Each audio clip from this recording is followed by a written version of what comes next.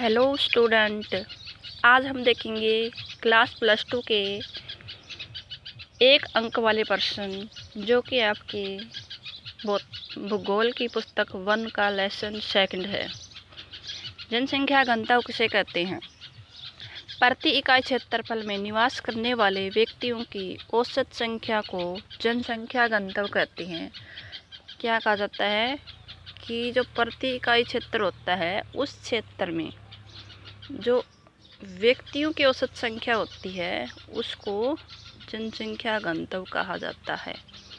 इसकी गणना निम्न सूत्र से की जाती है जो इस प्रकार से है: कुल जनसंख्या बटे कुल क्षेत्रफल। तो इससे जो आपका संख्या निकल के आती है वो जनसंख्या घनत्व कहलाती है। जनसंख्या की वास्तविक वृद्धि की गणना कैसे की जाती है? तो जनसंख्या की वास्तविक वृद्धि की गणना दिए गए सूत्र के द्वारा की जाती है। इसमें जनसंख्या की वास्तविक वृद्धि के लिए हम इस्तेमाल करेंगे, सबसे पहले जन्म दर में से मृत्यु दर को घटा देंगे, यानी कि जितने बच्चे पैदा हुए उसमें से जितने मर गए उन लोगों की संख्या घटा देंगे।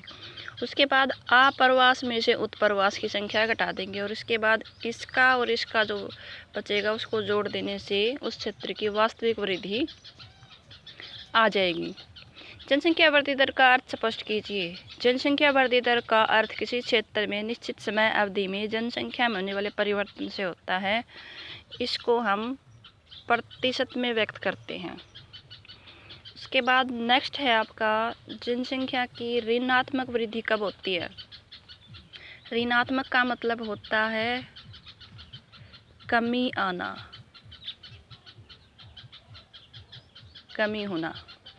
यदि 2 समय अंतरालों के बीच जनसंख्या कम हो जाए तो उसको हम जनसंख्या की ऋणात्मक वृद्धि कहेंगे। क्या हो जाए? जनसंख्या कम हो जाए उसको। यह तब होती है जब जन्म दर मृत्यु दर से कम हो, यानी कि जन्म दर जो होती है वो मृत्यु दर से जब कम हो जाती है तो लोग अन्य क्षेत्रों में प्रवास कर जाएं, तो इस अवस्था में ऋणात्मक वृद्धि होती है। जनांकीय संक्रमण सिद्धांत का क्या उपयोग होता है? तो जनांकीय संक्रमण सिद्धांत का उपयोग किसी क्षेत्र की जनसंख्या का वर्णन करने के लिए, सबसे पहले तो किसी क्षेत्र की जनसंख्या का वर्णन करने में, और दूसरा भविष्य में जनसंख्या का पूर्वानुमान के लिए प्रयोग किया जाता है। किसी प्रदेश की मृत्यु दर किस प्रकार प्रभावित होती है? तो किसी प्रदेश की मृत्यु दर वहाँ की जनांकीय संरचना, सामाजिक असामाजिक उन्नति, आर्थिक विकास के द्वारा प्रभावित होती है। उसके बाद आता है आपका जनसंख्या वृद्धि और आर्थिक विकास। जनसंख्या वृद्धि और आर्थिक विकास में ऋणात्मक संबंध होता है। मतलब ये कि किसी क्षेत्र की जनसंख्या, यानी कि कोई क्षेत्र अगर जनसंख्या जहाँ पे अधिक है ना तो वहाँ पर आर्थिक विकास जो है वो कम होगा, और जहाँ पर जनसंख्या कम है वहाँ पर आर्थिक विकास अधिक होगा। तो इस प्रकार से आप देखोगे ये होता है जनसंख्या का ऋणात्मक संबंध।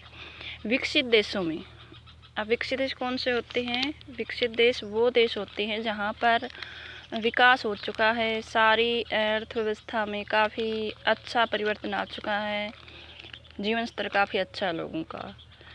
तो विकसित देशों में विकासशील देशों की तुलना में जनसंख्या वृद्धि क्या होती है? कम होती है। जनसंख्या वहाँ पे कम बढ़ती है, जो जनसंख्या वृद्धि और आर्थिक विकास में ऋणात्मक संबंध को प्रकट करती है। यानी कि जनसंख्या अधिक होना, आर्थिक विकास कम होना, आर्थिक विकास अधिक होना, जनसंख्या कम होना, इस प्रकार से। एशिया की जनसंख्या के संबंध में जॉर्ज क्रेन्सी ने क्या टिप्पणी करी है? तो जॉर्ज क्रेन्सी ने कहा है कि एशिया के बहुत अधिक स्थानों पर तो बहुत कम लोग रहते हैं और बहुत कम स्थानों पर बहुत अधिक लोग रहते हैं। मतलब असमान वितरण है जनसंख्या का। विश्व में जनसंख्या की वर्तमान वार्षिक वृद्धि दर क्या है? तो विश्व में वर्तमान वार्षिक वृद्धि दर जो है वो आपकी 4% रहेगी। किसकी है ये विश्व की वर्तमान वृद्धि दर है। उसके बाद है जनांकीय संक्रमण सिद्धांत की प्रथम अवस्था की 2 विशेषताएं बतानी है। तो जनांकीय संक्रमण सिद्धांत की प्रथम अवस्था में क्या होता है, उच्च प्रजननशीलता का मतलब होता है अधिक बच्चे जन्म लेते हैं, और उच्च मृत्यता का मतलब है लोग मरते भी अधिक है। जैसे कि पुराने टाइम में होता था बहुत अधिक बच्चे होते थे और साथ साथ में मरते भी बहुत ज़्यादा थे। तो वो होता है आपका उच्च प्रजननशीलता और उच्च मृत्यता। विश्व के किस देश में जनसंख्या वृद्धि दर सर्वाधिक है, तो कौन सा देश है वो, लाइबेरिया में 82% वृद्धि होती है। उसके बाद है विश्व के किस देश में वृद्धि सबसे कम होती है, तो वो है लाटविया, जिसमें सिर्फ साल में 15% ही वृद्धि होती है। विकासशील अफ्रीका देशों में जीवन प्रतिशत कम क्यों है, यानी कि विकासशील देशों में या फिर अफ्रीका में व्यक्तियों की औसत आयु कितनी होती है, और तो वहाँ पर कम होने का कारण है HIV होना, एड्स जैसी जानलेवा बीमारियों के कारण वहाँ पे लोगों जीवन मृत्यता जो है वो बहुत ही जीवन प्रतिशत बहुत कम है, यानी कि बहुत जल्दी लोग मर जाते हैं। उसके बाद है जनांकीय चक्कर क्या है। जैसा कि समाज में सबसे पहली जो अवस्था थी वो ग्रामीण खेतीहर और अशिक्षित अवस्था में उन्नति करके नगरीय औद्योगिक साक्षर बन जाते हैं, यानी कि समाज में पहले क्या होता है, ग्रामीण और खेतीहर होते हैं, अशिक्षित लोग होते हैं, धीरे धीरे वो लोग उन्नति करके नगरीय औद्योगिकरण और साक्षर बनता है, और वहाँ जनसंख्या उच्च जन्म दर और उच्च मृत्यता से निम्न जन्म दर और निम्न मृत्यता में परिवर्तित हो जाती है। तो ये परिवर्तन विभिन्न अवस्थाओं में होते हैं, इन्हीं को जनांकीय चक्कर कहा जाता है। जनसंख्या वितरण की परिभाषा दीजिए। जनसंख्या वितरण शब्द का अर्थ भूपृष्ठ पर वितरित लोगों का स्वरूप होता है, यानी कि कहाँ पर कितने लोग निवास करते हैं वो उसका वितरण होता है। विश्व में कौन से देश अपनी जनसंख्या को दुगना करने में अधिक समय ले रही हैं, तो विश्व के जो विकसित देश है ना, जहाँ पे विकास हो चुका है, वो जनसंख्या दुगनी होने में काफ़ी लंबा टाइम लेते हैं, और विकासशील देशों में जनसंख्या काफ़ी जल्दी से दुगनी हो जाती है। जनसंख्या की घनात्मक वृद्धि कब होती है, जनसंख्या की घनात्मक वृद्धि तब होती है जब दो समय अंतरालों के बीच